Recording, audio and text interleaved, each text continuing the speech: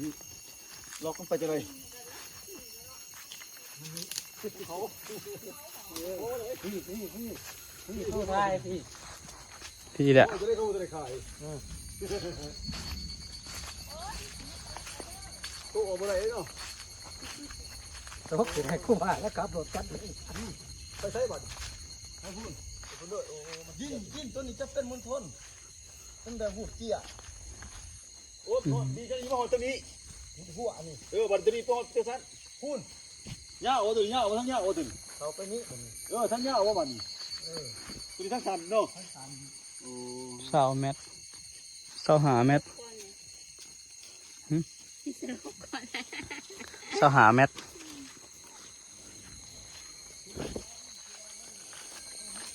25 เมตรก็ดีก็ได้โอเคเลยโอเคไก่หวายมันไก่กับงบกระทงนี่บุกไก่หรอ160ตัวนะเนาะปีกายนี่ตัวหนึ่งนะคือระหว่างเมฆความเน่าแล้วขั้นเสียมันเข้ากับคล้าย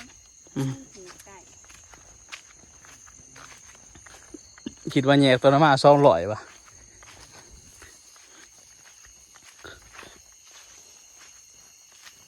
ลืมเบิ่งกินประมาณเท่าไหร่วะ20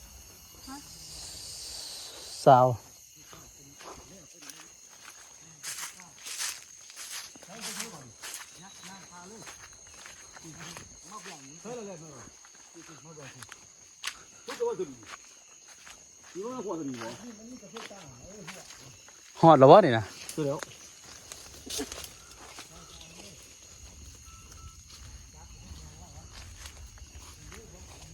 ถากหมุนเขาเดี๋ยวพอแห้งเลยโอ้ยมันมีหลักฐานนะแกนี่จับมันออกย่านถากเนาะโอ้ย่านยันมันหมุนหอดแต่ดีวะประมาณ25 คูณ 25 0.6 หรือ 0.9ตอนที่ว่า0.9ว่ะ0.9ตาง0.9แล้วค่า100แตนอ๋อ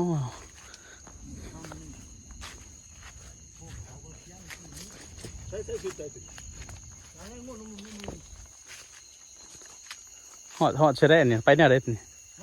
เดินมันไปจะซีอีกบ่แอนเบื้องนี้ก็แม่นหมอโอ้ดีที่ตัวหัว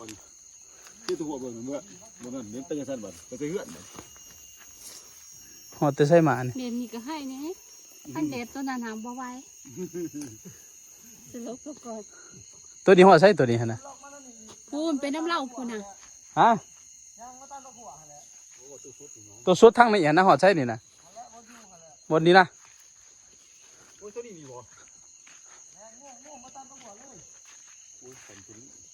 น้อยเดียว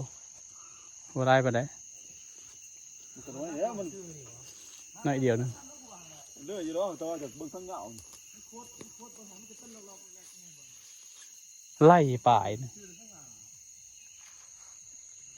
พี่อยู่สัญญาณไล่ป่ายเพียงมีขนาดมากเพียง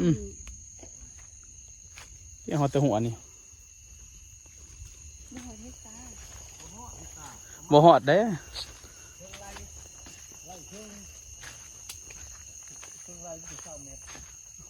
ประมาณไรครึ่ง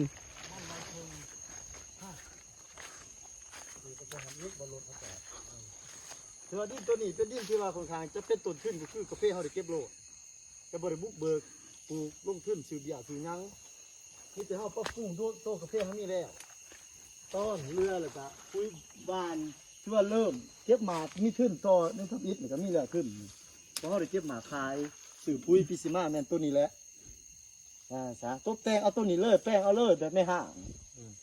มีลูกติดตัวอย่างคือว่ามีคนหนึ่งเขากินเลยหรอนะเอาไปตรงว่าคือมันเอาคนมีลูกติดแมนสบายหอดหันมานี้เดี๋ยวบลายไปไหน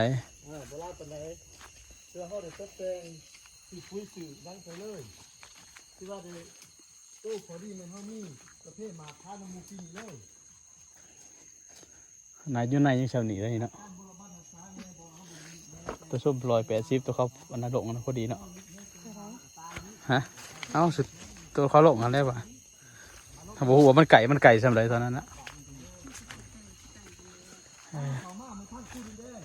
เบิ่งให้มันสุดทุดจะมันถึงมาบ่เสียเที่ยวให้มันคุ้มเอาจังว่าไปแล้วเมื่อพิจารณาเอาลำหลังหักยากอยู่เลยเขาเสียวกันอยู่ไหนยากอยู่กว่านี้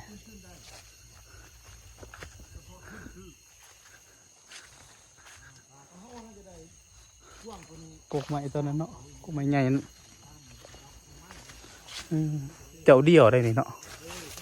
แต่ว่าเขาแหวงขายเขาสิบลักเอาด้วยคนเดียวเลย แล้วแต่นักข่าวว่ากั้นต่อรองกั้นเบิ่งเขาก็บ่ว่าดอกว่ามึงเอาบ่ได้ก็ยอมที่กั้นเขาก็กินก็เป็นขึ้นก็เท่เก็บแต่ทอแต่งงาแต่งกิ่งใส่ปุ๋ยกะสุดเชื่อกูนี่เนาะสวนมันหลายต้นแล้วเฮาซาบ่ได้แล่นหางแน่แล่นนี่แน่ว่าซะอันนี้เป็นตัวทึนเฮาหมายความว่าดินต่อหน้าเฮาอยู่ไปกะเฮาอยู่กับบ่มึงงานเดี๋ยวบ่ว่าเฮาสิอยู่ทั้งตื้มออกไปอีกก็ได้ตื้มเท่านี้ก็ได้มาเฮาเข้ากับเบิ่งค่าแห้งคือกันทำนี้แหละกับต้นตัวบ่เสียงหันเอาออกไปเบิ่งขึ้นมาเลยนี่แหละสิประมาณนี้ ได้บ่ต้นหนึ่งพี่บ่ได้นะ นี่บ่ได้ปีนบ่ได้ต้นหนึ่งเพราะว่าประมาณ200เพราะกาแฟเฮาบ่งานเป็นกาแฟกำลังฟื้นโตประมาณ200มื้อเท่านั้นแหละ